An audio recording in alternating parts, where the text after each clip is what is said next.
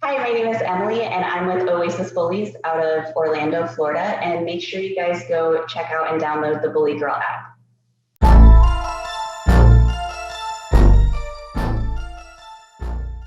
So tell everybody who you are and your kennel name and where you're located. My name is Emily, and I am the co-owner of Oasis Bullies out of Orlando, Florida. All right. What type of dogs do you breed? We breed ABKC registered and UKC registered American Bullies and Pit Bulls. Okay. What made you get involved with that type of dog? I always loved pit bulls, and I felt like they were misunderstood. I never really got one because of the crazy breed restrictions when you rent a house and all of that. I met my boyfriend 3 years ago, and he had three at the time, and I fell in love with them. They were the most well-behaved and gorgeous dogs I'd ever seen. And we had our first breeding last year, and I fell in love with the process. I absolutely loved it.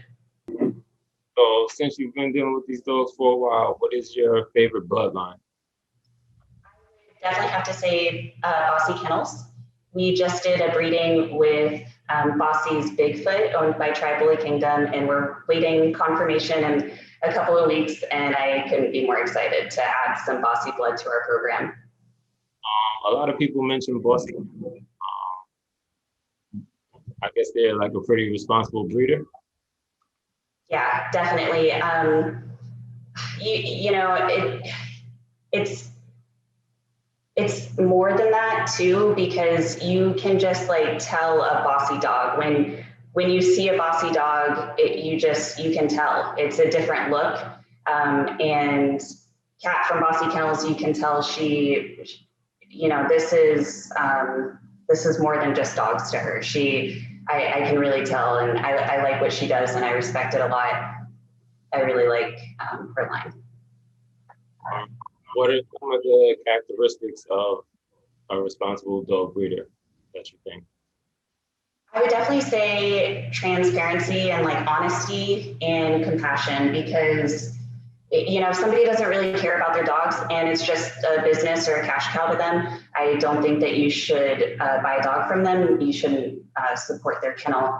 I definitely think that you should be able to tell that somebody is being honest and that they're reliable. It looks like you're also into fitness, right? Yes, it's a big part of our lives. So you compete? I did. I actually just competed a few weeks ago. I think I'm done now, just because in order to be a successful dog breeder, I really think that you need to put a lot into it. It needs to be your life, and fitness and competing is kind of the same way. In order to compete and do well, it needs to be your entire life, and I want to do that. I want to do that with the dogs now. So I'm switching over as we speak. What are some of the things that you do to keep your dogs in shape?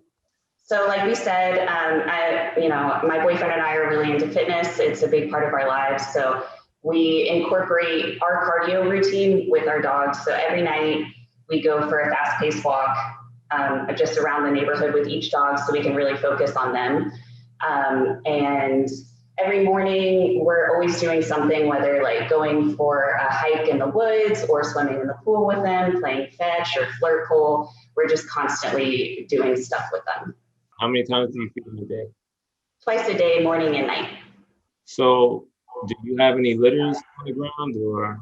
Not currently, but hopefully, like I said, on December 3rd is our ultrasound appointment, and hopefully we will be having Bigfoot puppies. Walk us through that process of how they would get in contact with you and purchase a puppy from you. So we do a bit of an interview process before we will even accept a deposit on a dog. We want to make sure that it's a good match, and that the client is somebody that we want to do business with.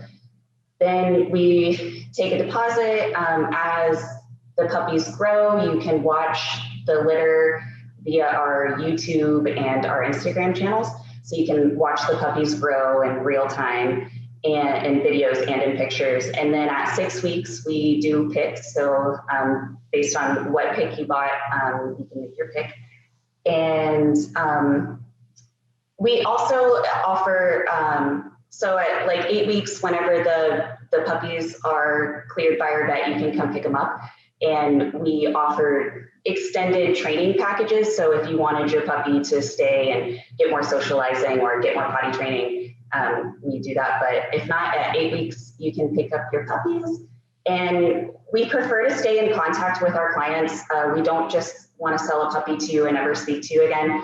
We want to stay in contact. We want to come visit you if we can, visit our puppy, your puppy. And and then we include in our contracts pictures of the dogs at least every year. So there's really no like finish when you buy a dog from us. We'd like to stay in contact so we can offer advice if you need it, and just get to see the puppies grow up because it's special to us. What are some of your goals for next year, 2021?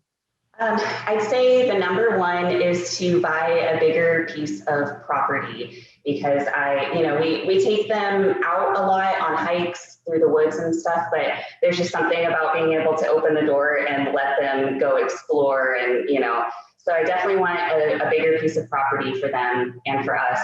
And I want to add Merle to our program for sure. Do you feel that there's been anything with the current pandemic that's made like breeding or just everyday life with the dogs more difficult? Honestly, I think it has been the opposite. Being at home more with our dogs and not being able to, we don't go out to eat, we don't go drinking or, anything like that, even more so now that all of this has happened. So it's forced us to stay home more with them and find more, like I said, the hiking and going out with them, taking them out in nature, it's forced us to do that more. So if anything, I'd say that the pandemic has helped us become better dog parents, and that has definitely been a blessing for sure, getting to spend more time with them. What other hobbies or interests do you have outside of the dogs and fitness? I love home improvement. We are currently doing a ton of renovations around our house. I love photography and modeling, mainly because they both help the dog thing too. Yeah, that's pretty much it. And lastly, what's your favorite thing about Bully Girl magazine?